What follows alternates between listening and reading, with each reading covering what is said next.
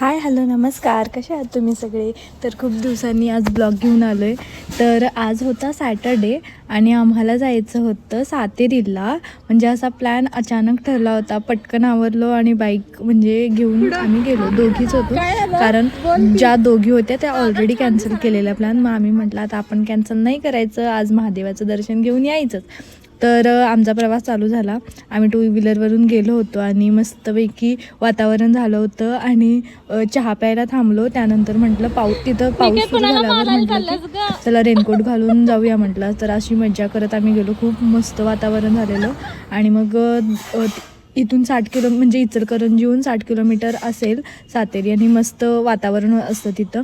त्यामुळं मग जाता जाता कोल्हापूरमध्ये थांबलो, कारण भूक लागली होती, कारण सकाळी लवकर निघलो होतो आम्ही. आणि पावभाजी वगैरे खाल्ली आणि असल्या मस्त वातावरणात असं इतकं छान वाटत होतं ना की आम्ही काढले मस्त मस्त फोटो रंकाळ्यावर काढले. आणि जाता जाता वातावरण एवढं सुंदर झालं होतं की म्हणजे तिथं थांबून व्हिडिओ घेणं, फोटो काढणं मॅन्डेटरी होतं मुलींसाठी, तर तेच इम्पॉर्टंट असतं. तर इतकी मज्जा मस्ती करत गेलो आणि जाता जाता इथं बघितलं तर ही नदी एकदम फुल्ल झाली होती आणि थोडंसंच राहिलं होतं पुलावर पाणी यायचं. आणि खूप मस्त वातावरण झालं होतं आणि डोंगरातून असे मस्त मस्त झरे चालू झाले होते ना की बघण्यात असं खरंच महाराष्ट्रात मान्सून सुरू झाला ना किती म्हणजे स्वर्गच दिसतं. खूप छान वाटत होतं वातावरण. आणि 12-12:30 वाजता पण असं वातावरण होतं की जसं की सकाळचे 7-8 वाजलेत आणि धुके धुके वगैरे होतं. आणि मग इथं मी सातेरीला पोहोचलो. मस्तपैकी दर्शन घेतलं महादेवांचं आणि वारं एवढं भयंकर सुटलं होतं, असं वाटत होतं की उडून जातोय की काय आम्ही दोघी. तर मस्तपैकी दर्शन वगैरे झालं. तिथं थांबलो.